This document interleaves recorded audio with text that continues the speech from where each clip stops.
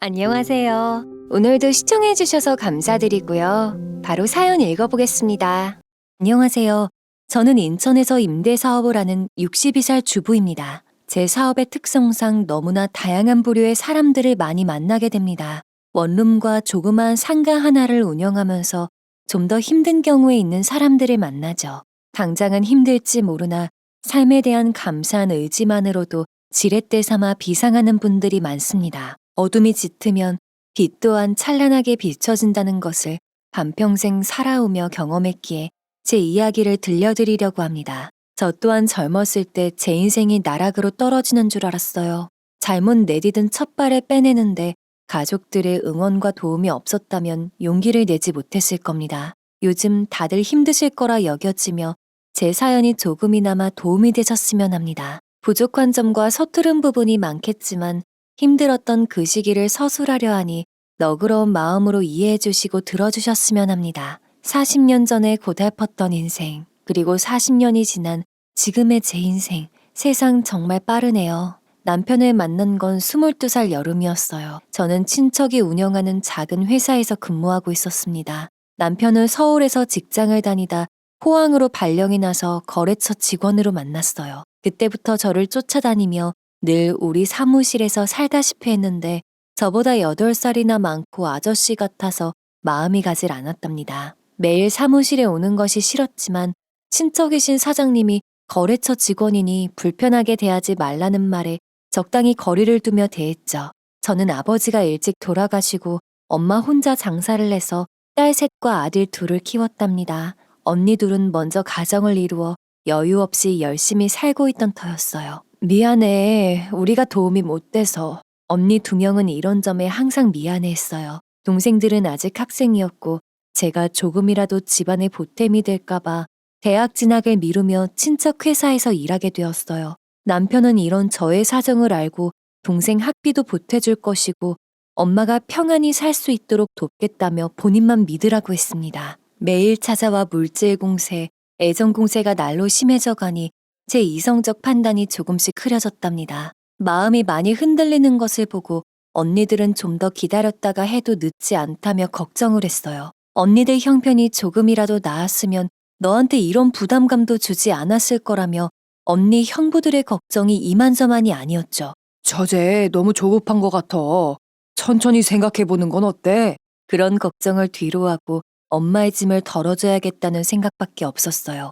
동생들의 학비 걱정과 무엇보다 생계 걱정에 하루빨리 결혼을 서둘러야겠다고 생각했습니다. 세상 물정 몰랐던 저는 남편의 말만 믿고 그 예뻤던 23살 봄에 결혼하게 되었네요. 상견례 때는 시아버지께서 죽도시장 근처에서 조그만 점포를 운영 중에 있어요.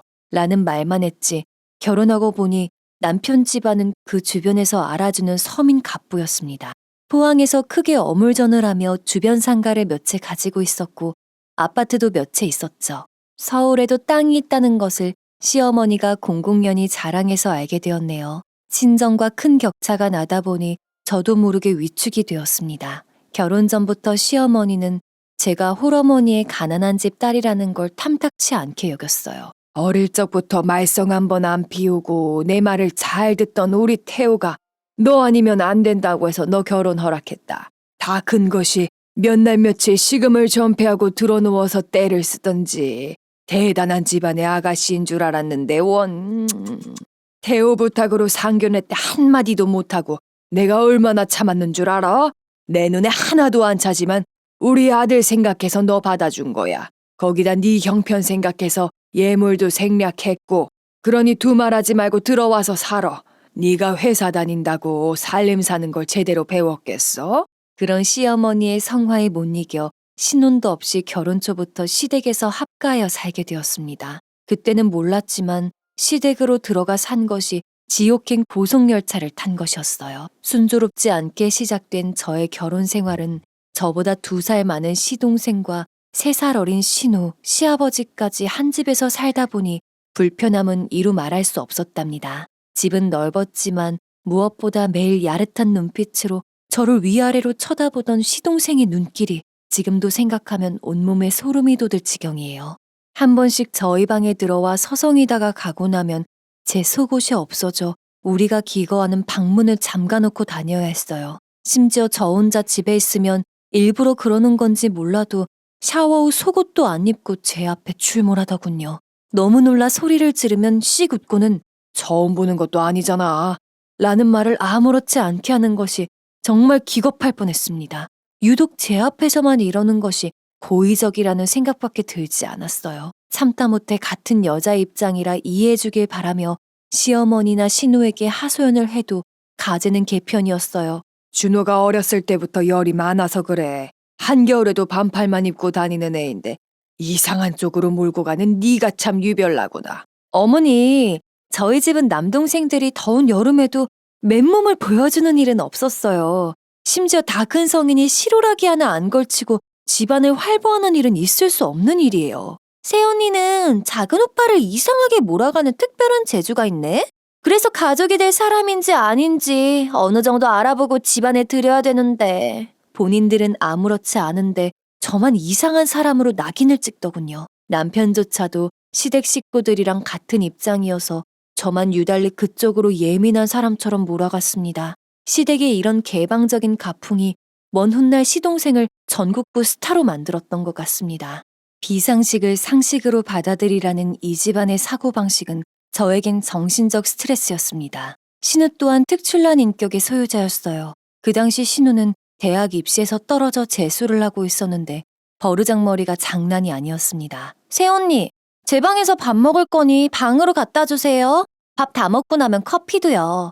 그리고 아이스크림도 다 떨어졌던데 채워놓아요. 밥 투정을 안 하면 다행이었고 룸서비스에다 여기저기 뒹구는 옷 정리, 돼지우리 같은 방 정리를 제가 다 해야 하니 이건 아니다 싶었어요. 초장에 길들여 놓지 않으면 신우 혼자 똥 닦는 일 외에 제가 다 해줄 것 같아 큰맘 먹고 시어머니에게 말했어요. 제가 아직 서툴러 어머니한테 살림 배우는 것도 태호 씨 챙기는 것도 가게 일도 버거워요, 어머니. 그러니 아가씨 개인적인 것은 아가씨 스스로 했음 해요. 서울에서 대학 다니면 혼자 자취해야 되잖아요. 네가 뭘 그렇게 개화 챙겼다고 눈 동그랗게 뜨고 한다 못한다 해? 얘가 대학교도 못 들어가고 얼마나 스트레스 받겠어. 아무것도 안 해왔으면 그 정도도 해야지. 서울에서 공부할 것은 알아가지고. 앞으로 더 이상 신우 뒤치다거리 못한다는 말과 가지도 못할 서울에서의 대학 생활을 대비해 신우 자립을 주구장창 얘기하니 시어머니랑 신우가 도끼 눈을 뜨고 저를 쳐다보더군요. 그 정도 했으면 알아들을 줄 알았어요. 더 이상 저도 신우에게 신경 쓰지 않았고 내버려뒀더니 반말은 기본이고 은근슬쩍 예전처럼 되돌아가려고 하더군요. 참다 못해 하루는 조용히 불러 아가씨 소리 듣고 싶으면 네 방 청소, 속옷 빨래 네가 하고 배고프면 네가 차려 먹어. 안 그럼 지금부터 어떻게 되는지 보여줄게. 그러고선 신우 방 안으로 들어가 락스를 뿌려놨어요. 울고 불면 뭐 하는 짓이냐고 자기 엄마 오면 다 일러준다면서 난리도 아니었지요. 네가 뭔데 날 괴롭혀? 미쳤어? 거지 주제. 집안에 락스 냄새가 진동하니 어쩔 수 없이 치우더군요. 다른 식구들도 들어오며 냄새 난다고 투덜거리다 신우가 청소하는 모습을 보고는 별말이 없었어요. 그런 일이 있고 난 후 신우가 한동안은 잠잠하나 했더니 공부는 안 하고 다른 데에 집중 중이었어요. 재수학원에서 만난 남자랑 데이트한다며 몰래 제 옷이랑 구두 등을 훔쳐 입고서는 돌려주지도 않은 거예요. 아무리 찾아도 없어서 혹시나 하는 마음에 신우 방에 들어가 보니 제 옷이 구겨진 채 널브러져 있었죠. 화가 머리끝까지 치밀어 올라 왜 허락도 안 받고 옷을 가져가서 돌려줄 생각도 안 했냐니까 가족끼리 그런 거 갖고 그러냐며 세상 쿨한 척은 다 하더군요. 뭐 이런 거 가지고 그래요, 쪼잔하게. 얼마 한다고. 못 살았던 거 티내는 것도 아니고? 이런 개념 없는 짓이 한두 번이 아니었으니 사흘 밤낮을 말해도 모자랄 것 같네요. 신우는 떠들썩한 연애를 할 때마다 몇 개 없는 제 옷에 손을 대고 시동생은 제 속옷을 탐하니 하는 수 없이 방의 문을 잠가놓고 다녔습니다. 시어머니는 저더러 참 별나다며 가족끼리 있는데 문 잠그는 것을 어디서 배운 행동이냐며 고래고래 소리를 지르곤 했지요. 하다 별짓을 다 하네. 집에 도둑을 키운다고 광고를 하지 뭔 짓거리래? 그러거나 말거나 변태 같은 시동생의 호기심과 신우의 개념 없는 짓거리를 차단하기 위해서는 제가 집에 있지 않을 경우 늘 잠가야 했습니다. 제가 자라온 환경과 달라도 많이 다르다 보니 적응하는 것이 아니라 생존을 위해 버티는 것이었습니다. 그런 제가 안쓰러웠는지 친정 식구들은 시댁에 들어가 사는 저를 많이 걱정했어요. 한 번씩 찾아와 얼굴을 보고 싶어도 시댁 식구들의 눈치가 보여 전화로만 안부를 물었어요. 우리 딸 어떻게 지내는지 궁금하다. 가지만 보면 우리 딸 생각나네. 다른餐거리 없어도 한 그릇 싹 비우던 게 엊그제 같은데 엄마가 좀 보내줄게. 밥 잘 챙겨 먹어. 시댁에서 저의 하루는 발을 둥둥 그리고 다녀도 빠듯했습니다. 하루 일정은 아침 일찍 일어나 시어머니와 함께 아침을 준비하고 차린 후 설거지까지 다 하면 저는 시아버지가 운영하고 있는 어물전으로 가서 손을 보태야 했어요. 그렇게 일하다 오후 4시쯤 되면 장을 봐서 저녁 식사를 시어머니와 함께 마련했어요. 1년 가까이 이런 일정 속에 살며 신혼의 단꿈은 사라져 버렸답니다. 시어머니가 저와 단둘이 있을 때면 온갖 폭언과 비아냥으로 저의 정신을 흔들어 놓았지요. 똑같은 걸 몇 번을 가르쳐줘도 못 알아먹는 게냐? 우리 집에서는 식혜 만들 때 꼭 생강을 넣어야 된다고 했잖아. 떨어지지 않게 미리미리 만들어둬야 된다고 그렇게 일렀건만. 이 머리로 어떻게 회사를 다녔대? 가게 가서도 계산은 제대로 하니? 시어머니는 수시로 아이가 안 생기는 게 제 탓이라며 우리 태호가 첫남자 맞아? 너네 애 가지는 노력은 하는 거니? 하기사 문 잠가놓고 있으니 소리도 안 들리더라. 남자는 소리 내는 여자를 좋아해. 어떻게 며느리를 앞에 두고 이런 얘기를 스스럼 없이 하는지 제 얼굴이 화끈거릴 지경이었지요. 너희 친정에서는 뭘 가르쳤기에 국간도 하나 제대로 못 맞춰. 따로 나가 살았다가는 우리 아들 굶기겠네.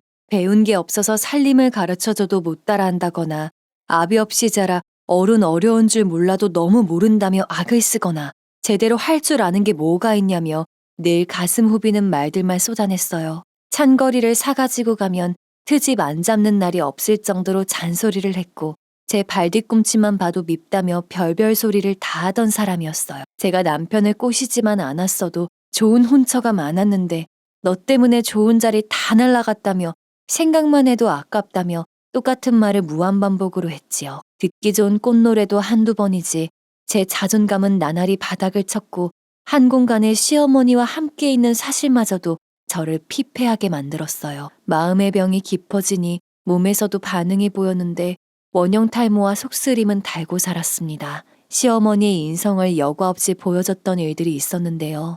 이웃에서 가끔 전을 부쳤거나 김치를 담았다며 정을 나누면 시어머니는 사람 좋은 얼굴로 받아놓고선 이웃이 돌아가면 바로 쓰레기통에 버리곤 했어요. 처음에는 이해가 되질 않았으나 지켜보니 시어머니의 타고난 또 다른 면이었어요.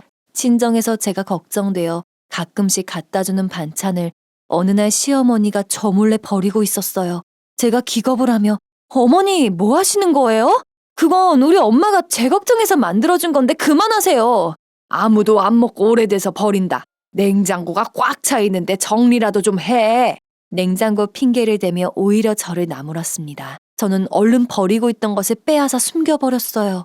친정엄마를 생각하니 속이 상하더군요. 제가 좋아하는 거 한 술이라도 더 먹이려고 바쁘게 장사하시면서 만들어서 보냈을 텐데 그 생각만 하니 미칠 것 같았어요. 엄마한테 전화해서 자세한 사정은 말 못하고 분가면 만들어달라고 했네요. 그런 시어머니의 이중성은 날로 더 심해져 갔으며 다른 식구들과 있을 땐 언제 구박했을까 싶을 정도로 다정한 목소리와 미소로 저를 대했어요. 그런 연기에 어색한 건 저뿐이었죠. 여보, 우리 며느라기가 손끝이 얼마나 야문지 허투루 버리는 게 없어요. 처음에 아무것도 모르고 남편에게 이런 얘기를 했더니 자기 엄마는 그런 사람이 아니라며 저를 질책했어요.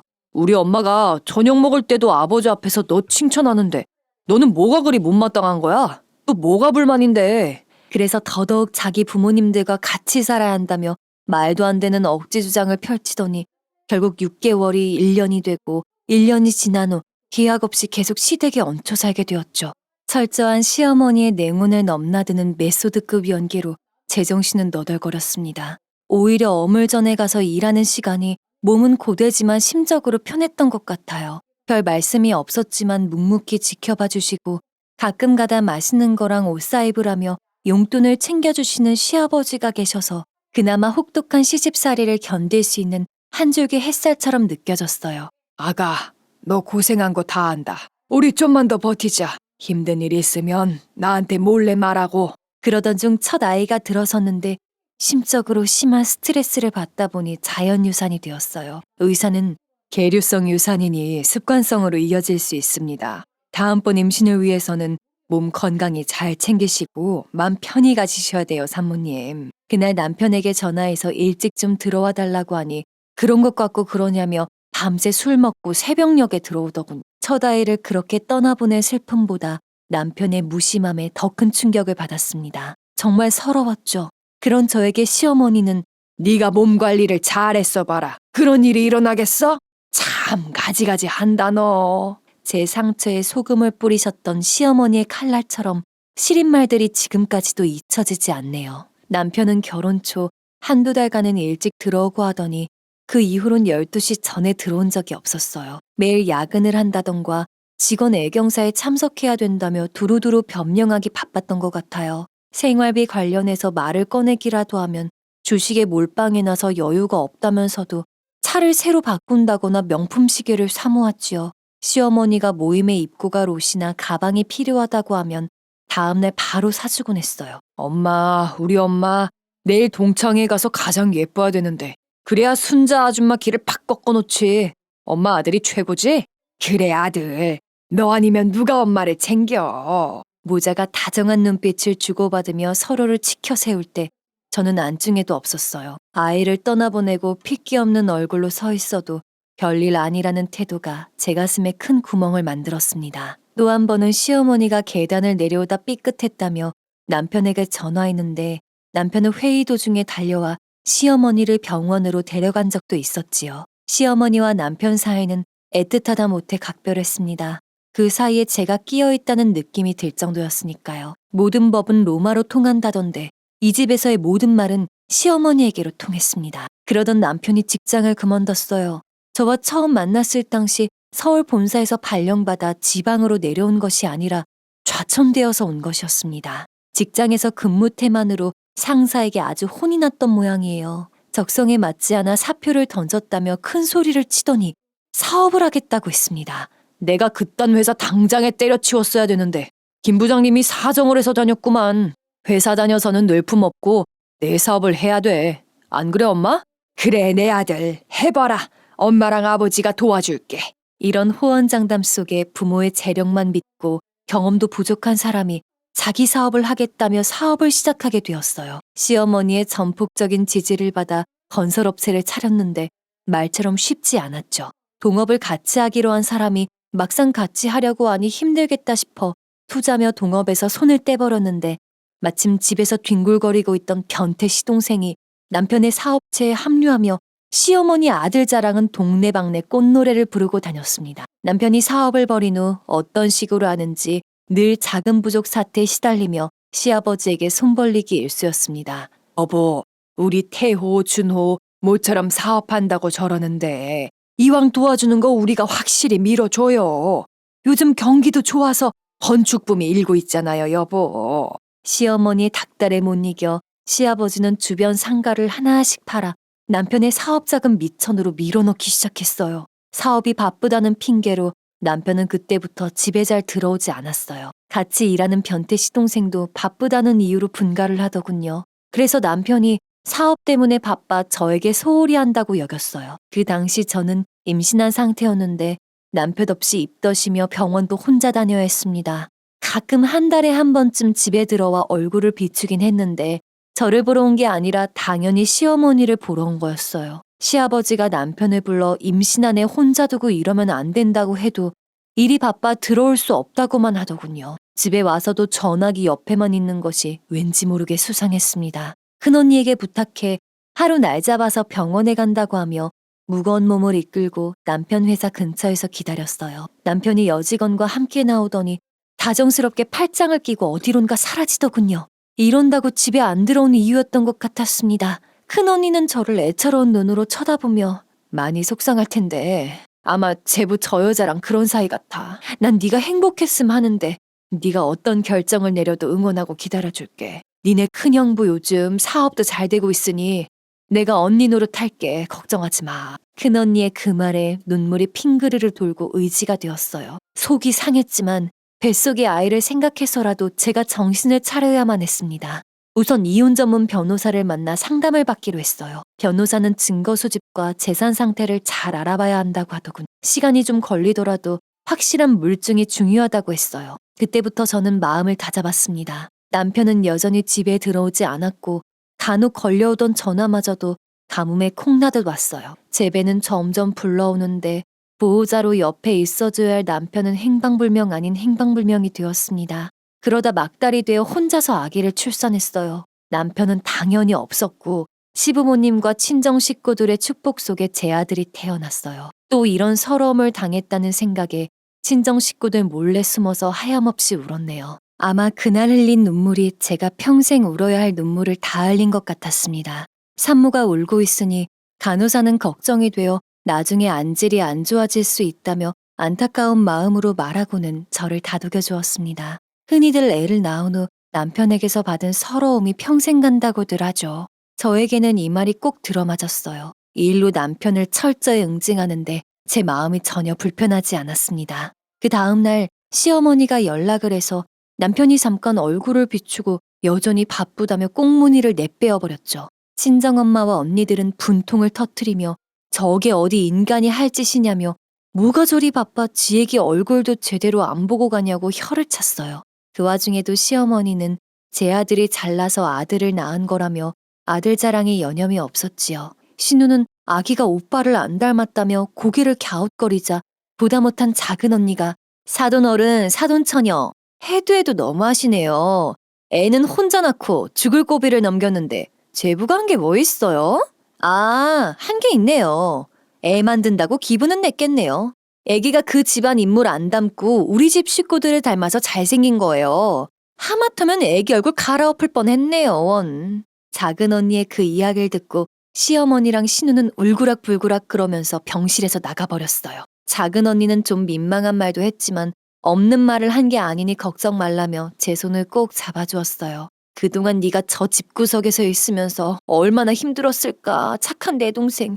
저런 인간들한테서 어쩜 이리 예쁜 아기가 태어났는지. 맘 편히 먹고 애기만 생각하면서 산후조리나 잘하자, 알았지? 오로지 내 편에 서서 말해주는 작은 언니의 말에 울컥할 뻔했었네요. 시댁에서는 어차피 제 산후조리에 관심도 없고 해서 친정으로 갔습니다. 엄마한테 미안해하니 그런 걱정하지 말라며 손사래를 치셨어요. 저의 원형 탈모를 보고 그동안 얼마나 고생이 많았냐며 눈물을 지으시는데 마음 한켠이 아렸네요.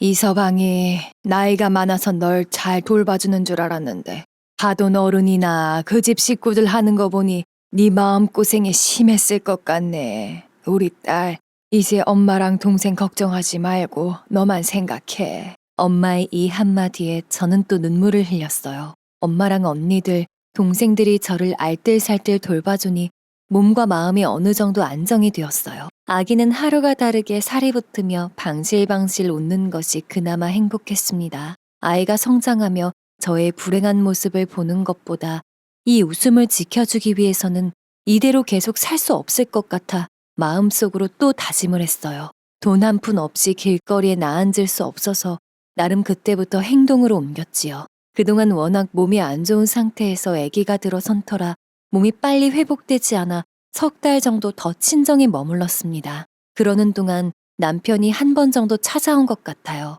친정엄마는 남편이 미워도 미운 티 안 내고 애 아빠라서 싫은 소리 한 번 안 하시더군요. 엄마, 나 때문에 미안해.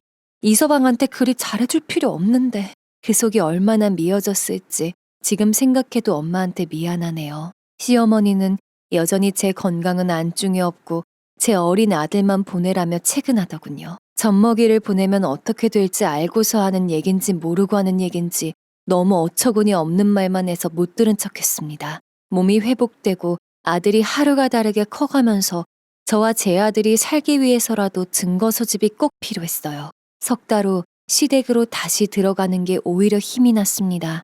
큰언니의 도움을 받아 미리 사둔 소형 녹음기를 준비해서 차근차근 실행에 옮겼어요. 그 당시엔 고가의 물건이었어요. 그동안 모은 돈으로 흥신소 사람에게 의뢰하여 남편의 뒤를 조사하게 했습니다. 흥신소라기보단 그 시절엔 그냥 심부름센터였습니다. 백수들이 하는 일이었죠. 어떤 판도라의 상자가 열릴지 모르지만 마음을 단단히 먹기로 했어요.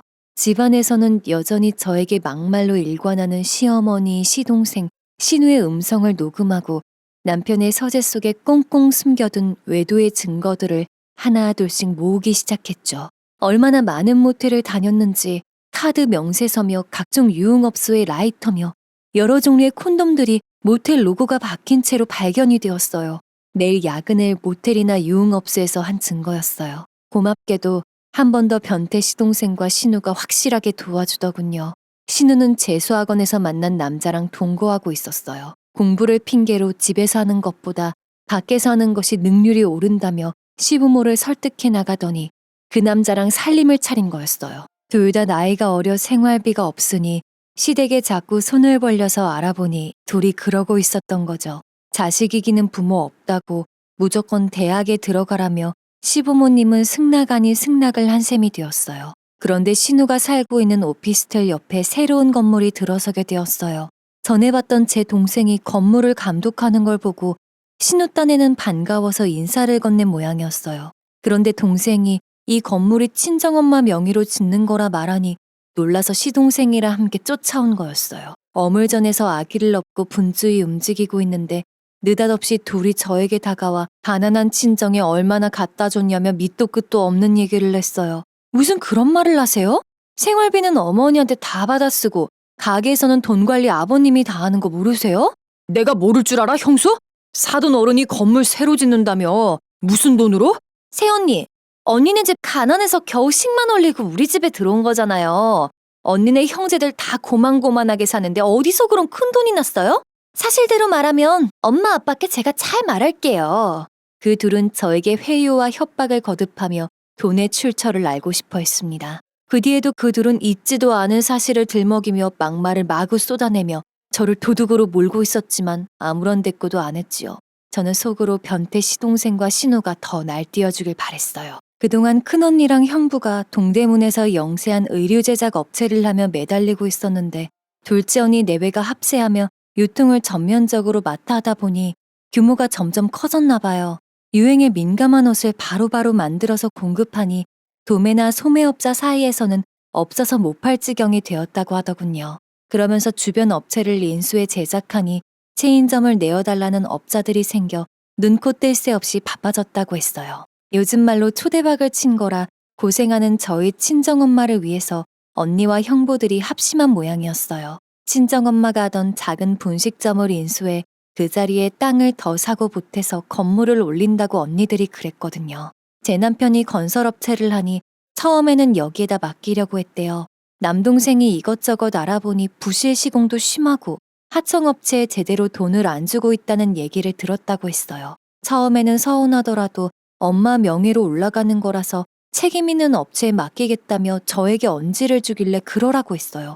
친정 식구 모두의 땀방울을 엮어서 올리는 건물인데 대충대충 지어서 하자 투성이로 만들어 놓는다면 제 친정에 평생 죄책감을 안고 살아야 할 것 같아 시댁에는 그래서 언급조차 안 했어요. 그랬더니 저를 도둑으로 몰아 별소리를 다 하니 얼마나 어물전에서 빼내야 건물을 올릴 수 있는지 모르지만 어이가 없었죠. 굳이 자세한 건 설명할 필요가 없어 복권에 당첨되었다고 하면서 자리를 피해버렸어요. 다행히 소형 녹음기는 돌아가고 있었네요.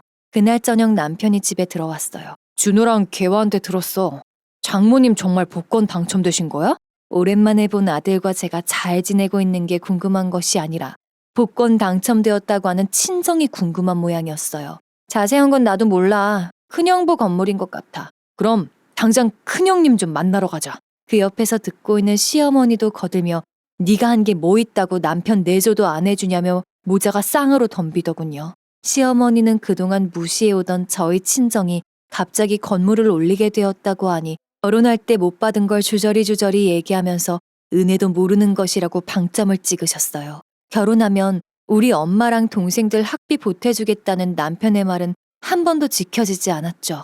매번 이런저런 핑계를 대며 생활비조차 주지 않았고 시부모에게 타쓰게 만들면서 굳이 뭔 은혜를 받았는지 모르는 대목이었어요. 두 모자가 어쩜 자기들밖에 모르는지 제 아들이 닮을까봐 살짝 겁이 났어요. 남편에게 지금은 아들이 감기 기운으로 인해 갈 수 없다고 하니 물건을 집어던지고 제게 거침없이 욕을 퍼붓더군요. 거지 같은 거 데려와 먹여주고 입혀주더니 그것도 못해줘? 네가 그딴 식이니까 집구석에 더 들어오기 싫어. 엄마 말이 맞았는데. 거침없이 쏟아내는 욕설에 제 정신이 혼미해지고 손이 부들부들 떨렸지만 다행히 베개 밑에 숨겨둔 소형 녹음기에 그 상황도 고스란히 담기게 되었어요. 갑자기 고성이 들리니까 아들은 새파랗게 질려서 숨이 넘어갈 듯 울어댔어요. 경기라도 일어날까봐 그날 한숨도 못 자고 밤을 새웠던 기억이 나네요. 그 어린 아들이 자지러지게 울어도 행패를 끝까지 부리던 남편에게서 부성이라고는 손톱만큼도 찾을 수 없었고 숨겨두었던 본성이 발현된 거죠. 이 일로 없던 정마저 뚝 떨어지게 되었습니다. 당연히 언니랑 형부들도 남편을 만날 생각이 전혀 없었어요. 조금 재력이 된다고 거들먹거리며 윗사람 대우도 안 하더니 갑자기 찾아간들 반가워하지 않을 게 뻔했지요. 제가 시댁에서 어떻게 생활하고 있는지 어느 정도 눈치를 챈 형부들은 지금이라도 당장 나오라며 언니들을 통해 말을 전해주었어요. 두 형부가 저에게는 아버지나 오빠와 같은 존재였는데 제가 결혼을 잘못하여 그런 수모를 겪게 했으니 송구스럽게 짝이 없었죠. 남편은 그날 애가 아프던 말든 한바탕 난리를 친 후 나가더니 한동안 돌아오지 않았네요. 흥신소 직원이 중간 보고를 해왔는데 남편은 회사 여직원과 동거 중에 있다고 했어요. 사진도 몇 장 보여줬는데 전에 남편 회사 앞에서 본 그 여자였어요. 그 여자는 남편 회사에 격리로 들어와 있다가 남편과 눈이 맞았다고 했어요. 이혼을 2번 한 경력이 있으며 2번 다 여자가 바람을 펴서 헤어졌다고 했어요. 또 이상한 점은 남편의 회사가 점점 성장 중에 있는 것 같은데 이상하게도 자금이 모자라 은행에 담보대출 중이라고 했어요. 시댁이 소유한 상가 건물은 모두 남편 밑으로 들어간 걸로 알고 있는데 자세한 건 더 알아봐야 한다면서 중간 보고를 끝냈네요. 그렇게 저는 이혼 준비를 위한 증거들을 하나둘 모아가며 버티고 있었습니다.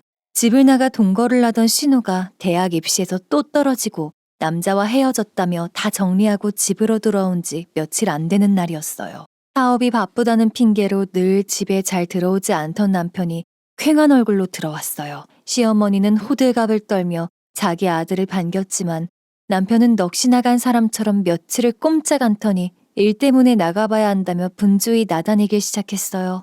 분명 무슨 일이 있는 것 같아 흥신소 직원에게 연락하니 놀라운 소식을 전해주더군요. 동거녀인 여직원이 내연남과 함께 회사 통장을 모두 챙겨 달아나 버렸는데 놀랍게도 변태 시동생이 내연남이라고 했어요. 그래서 경찰에 신고도 못하고 넋이 나간 채로 집에 들어왔던 거죠.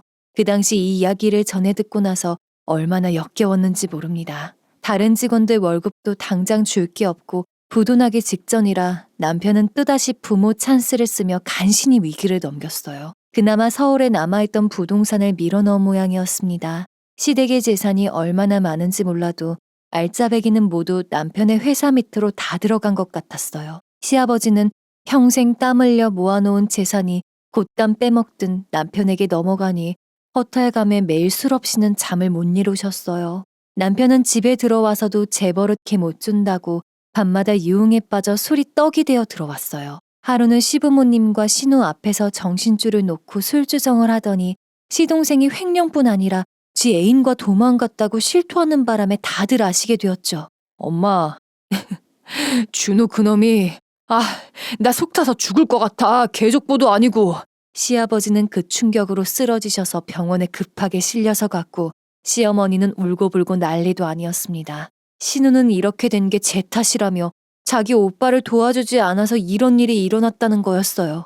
억지도 그런 억지가 없었네요. 마음 같아서는 당장이라도 그 집안에서 탈출하고 싶었지만 남편의 재산 상태를 정확히 알지 못해 좀 더 기다리고 있던 중이었는데 이런 난리가 났으니 잠시 미루어지게 되었지요. 이 시기 이 짐승들은 거진 한개 남은 시아버님의 상가를 내놓으라고 발버둥이었습니다. 어물저는 쳐다보지도 않고 병상에 있던 시부는 절대 안 된다고 싸우는 일이 반복되었습니다. 퇴원 후 아직 몸이 성치 않은 시아버님을 내팽개친 채 어떻게든 지들 욕심에 눈이 먼 폐악질만 부렸어요. 아버님 식사하며 목욕이며 저랑 오랜 기간 알고 지낸 주변 할머니랑 도맡아서 해야 됐습니다. 그런 난리가 나고 어물전을 맡을 사람이 없었어요. 냄새가 난다며 평생 가게 근처에도 안 온 시어머니는 시아버지를 병간호해야 한다며 피했고 신우 또한 공부해야 된다며 피하더군요. 그 바람에 어물전을 제가 맡게 되면서 아들은 친정엄마에게 맡기고 가게에 매달리게 되었어요. 4, 5개월 정도 밤낮 없이 운영한 덕분이었는지 시아버지가 계셨을 때보다 가게 매출이 더 늘어났어요. 단골도 늘어났지만 과메기 세트를 만들어 판 것이 중요한 매출 요인이 되었습니다. 없어서 못 팔 정도가 되니 옆 가게에서도 제가 한 것처럼 점점 따라하기 시작했어요. 그리고 어느 날 일상처럼 생선을 다듬고 있는데 우두커니 서 있는 신발 2개가 보였어요. 시아버님이었습니다. 어느 정도 재활치료를 마치고 돌아오신 시아버지는 힘들지? 내가 17살인가부터 이 어물전에서 일했는데 시간이 참 빠르네. 그리 말씀하시면서 제 옆에서 같이 생선을 다듬어 주셨죠. 고맙다며 제 손을 꼭 잡아주시는데 저도 모르게 눈물이 핑 돌았답니다. 미안해. 고맙고 잘 버텨줘서. 내 잊지 않으마. 반면 시어머니와 신우는 제가 아들을 친정엄마에게 맡기며 열심히 일한 것까지 의심을 했어요. 돈을 빼돌리기 위해 그랬다며 시아버지 귀에 속삭이며 두 모녀는 저를 의심의 눈초리로 쳐다보았어요. 연로하고 기력이 없는 시아버지를 보면 안쓰럽기도 했지만 방관만 하는 모습을 보니 더 이상 이런 식으로 살 수 없다는 결심을 했어요. 그날 저녁 시아버지에게 조용히 제가 이혼할 거라는 의사를 밝혔어요. 시아버지는 미안하다는 말만 반복하시고 고개를 돌리시더군요. 아마 눈물을 흘리신 것 같아요. 남편에게 이혼 서류를 보내며 협의로 하자고 말했지만 못 해주겠다고 버티더군요. 안 해주면 소송으로 간다고 하니 난리도 아니었습니다. 이 소식을 전해들은 시어머니 또한 가세하여 저를 잡아먹을 듯이 했죠. 저는 친정에서 머물며 이혼 소장을 접수하고 더 이상 기다리지 않고 소송으로 갔습니다. 준비해둔 증거자료로 인해 승소했고 친권, 양육권을 다 가져오고 위자료와 재산 분할까지 받았습니다. 이혼 과정을 지켜본 시아버지는 모자의 파렴치함이 이 정도일지 몰랐다며 내가 아들을 잘못 키워서 너를 아프게 했다. 마누라 간수도 못하고 너에게 피눈물을 흘리게 했어. 미안하다 아가. 여긴 뒤도 돌아보지 말고 행복하게 살아다오. 라고 말씀하시면서 미안한 마음을 드러내셨습니다. 저를 옥죄어왔던 꼬인 씨를 풀고 나서야 그렇게 저는 그 집에서 나와 아들과 함께 자유를 찾았습니다. 든든한 친정의 후원으로 아들을 혼자서 키우는데도 지장이 없었어요. 남동생들은 삼촌이 아니라 아빠와 형의 자리를 대신해주며 아들이 그늘없이 자라는데 큰 도움을 주었고요. 언니와 형부들은 중국과 베트남으로까지 사업을 확장하며 승승장구했습니다. 그 후 몇 년이 지나 시아버지께서 지병으로 돌아가셨다는 소식을 전해 들었네요. 놀랍게도 돌아가시기 전 저와 제 아들에게 큰 선물을 주고 가셨습니다. 얼마 남지 않은 유산을 정리하면서 어물전을 저의 아들에게 주셨죠. 그리고 그 옆에 있던 유일한 건물을 제 명의로 이전시켜 주셨습니다. 한 통의 편지와 함께요. 생선은 고만 만지고 잘 살아야 된다. 고생은 그 정도면 됐어. 이젠 좋은 사람들하고만 지내. 나중에 시간이 지나 내 꼭 물어볼 거야. 행복했냐고. 그럼 행복했다고 대답만 해주면 된다. 전 그 편지를 부둥켜 안고 펑펑 울었습니다. 여러 가지 감정이 교차했어요. 제 인생, 미래, 행복, 아들. 문득 진짜로 행복해지고 싶었습니다. 한동안 이 건물 명의로 시끄러웠지만 공증이었기에 판결이 나는 대로 건물과 어물전을 팔고 새로운 인생을 살게 되었지요. 아들 공부도 남부럽지 않게 시키고 아파트에 사람 냄새 나는 좋은 분들과 행복하게 살아왔습니다. 그 기간이 40년 걸렸네요. 전 남편은 돈 관리를 제대로 못해 부도를 막지 못하고 필리핀으로 도주했다고 들었어요. 필리핀으로 여행을 간 지인이 목격한 바로는 도박장 근처에서 행색이 초라한 채 삐끼 노릇을 하고 있는 전 남편을 봤다고 하더군요. 그 이후론 어떠한 목격담도 들은 바가 없습니다. 그 변태 시동생은 달아난 내연녀와 함께 도망가서 잘 살 줄 알았는데 어느 날 뉴스에서 소식을 접하게 되었네요. 이상한 사이트를 운영하다 동거녀와 함께 검거되었다는 소식을 말이에요. 그 벌은 못 고치고 세상 보란 듯 그 짓을 했으니 벌받아도 남을 일이었어요. 아들과 제가 언니들의 도움으로 인천에 자리 잡았을 때 신우가 물어물어 저를 찾아왔었어요. 세월의 흔적을 얼굴로 다 받아냈는지 나이보다 더 들어 보이는 몰골로 우리 모자를 보며 엉엉 울더군요. 언니, 예전 일 정말 미안했어요. 언니, 우리 집 나가고 모든 것이 안 되었어요. 나 힘들게 사는 거, 엄마 아픈 거 언니 힘들게 해서 벌 받는 것 같아요. 용서해주세요, 언니. 무릎을 꿇고 용서를 비는 신우를 보니 만감이 교차했습니다. 그 이후로도 신우는 남자를 만나면 동거와 이혼을 반복하다 포항 어디 변두리 유흥주점에 다닌다고 했어요. 시어머니는 시아버지께서 돌아가시기 얼마 전 치매가 악화되었는데 옆에서 누구도 못 볼 만큼 폭력을 행사하고 욕을 하셔서 요양원에 입소했다고 하더군요. 시아버지가 요양원에 후원금 명목으로 기부함으로써 시어머니가 요양원에서 나올 일은 없다는 얘기도 들었어요. 저는 큰언니의 소개로 그 당시 저보다 나이는 어리지만 성실하고 마음 푸근한 지금의 남편을 만나 딸 하나를 두고 새로운 가정을 꾸려왔습니다. 아들은 열심히 공부해서 공무원으로 일하고 있고요. 여태 살아오며 느낀 것은 좋은 일은 있어도 나쁜 끝은 끝없이 추락한다는 것을 제 인생을 통해 반추해 봅니다. 지금은 이처럼 아무렇지 않게 제 이야기를 할 수 있지만 그 힘든 시기를 잘 견뎌왔기에 오늘의 저와 잘 자라준 우리 아이들, 소중한 제 가족이 있는 것 같습니다. 제 영혼을 갉아먹었을 만큼 강력했던 시어머니의 새치여, 자기 새끼를 뵌 어미를 보호해주고 지켜주지 못한 부정은 어쩌면 제 대신 하늘이 벌을 준 것 같아요. 아니면 하늘이 내린 벌이 아니라 스스로가 뿌린 씨앗을 걷어들인 것일 수도 있네요. 제 인생 얼마나 남았을까요? 20년? 30년? 그때 하늘에 가면 아버님께 행복했었다고 술 한잔 따라드리고 싶습니다. 그리고 그 품에 제가 고이 간직하고 있는 편지를 함께 건네드리고 싶습니다. 지금까지 저의 긴 사연을 들어주셔서 감사합니다. 애청자 여러분의 가정에 만복이 깃들기를 바라며 더 많은 사연을 만나보고 싶으시면 구독과 좋아요를 부탁드립니다.